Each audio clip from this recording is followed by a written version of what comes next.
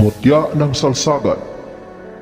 Totoo ba na ito ay may kapangyarihan na hindi ka tinatablan ng baril at itak?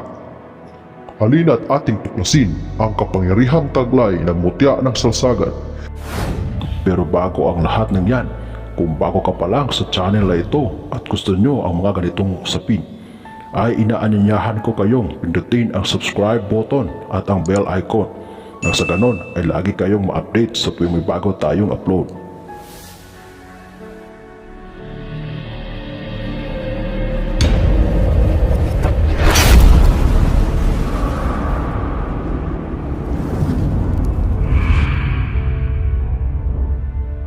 Ano nga ba ang mutya at saan ito nakukuha?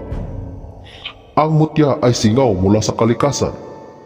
Lahat ng bagay sa mundo ay may mutya. Maaaring makakuha nito mula sa mga halaman, prutas, puno, hayop, kidlat, ilog, bato, kuweba, at iba pang bagay na likas na nilikha ng Diyos. Ang mutya ay lakas, at dahil sa ito ay lakas, ito ay nagtataglay din ng galing. Ang galing na ito ang siyang maaaring magprotekta o magbibigay kapangyarihan sa nagmamay-ari nito o sa gumagamit nito. Paano nga ba gumagana ang mutya? Dahil sa ito ay likas, ito ay natural o kusang gagana. Hindi na ito kailangan pang buhayin ng mga orasyon. Pero dahil ito ay buhay, dapat itong alagaan o palakasin tulad ng ibilad ito sa sinag ng buwan tuwing kagdukan ng buwan at pahiran ng langis na gawa sa Biyernes Santo. Sa sandaling ikaw ay nagmamay-ari ng mutya, ay dapat mo itong ilihim. Ibig sabihin, dapat huwag ipakita o ipagmayabang na ikaw ay may taglay at nagmamay-ari nito para manatili ang bisa at lakas ng iyong mutya. Pinakaayaw ng mutya na sila ay hinahamon. Ibig sabihin, ayaw nila na subukin mo ang kanilang galing.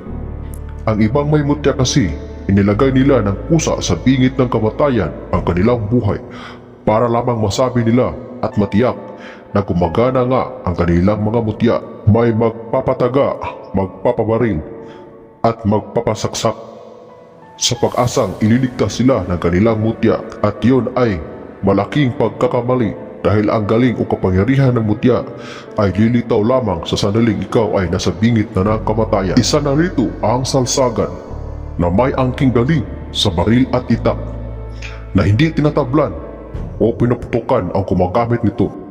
Basta gamitin lang ito sa kabutihan para ipagtanggol ka sa gamit mong mutya. Paano nga ba ito makukuha o paano ito makamtan? Sa araw ng Biyernes Santo, dakong alas 3 ng hapon, ay akyatin ang puno nito at kunin ang mga bunga nito. Ingatan na hindi malaglag sa lupa ang mga bunga. Ibilad sa araw upang matuyo, at kapag natuyo na, isa-isahing kalugin ang mga ito.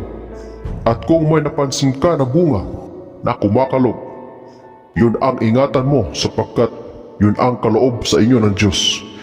Ingatan ito at huwag ipagmayabang. Gamitin lang sa kabutihan at huwag gamitin sa kasamaan para manatili ang kapangyarihan nito. Hanggang dito na lamang ang ating kaalaman para sa araw na ito. Muli, maraming salamat sa inyong walang sawang panonood. God bless us all.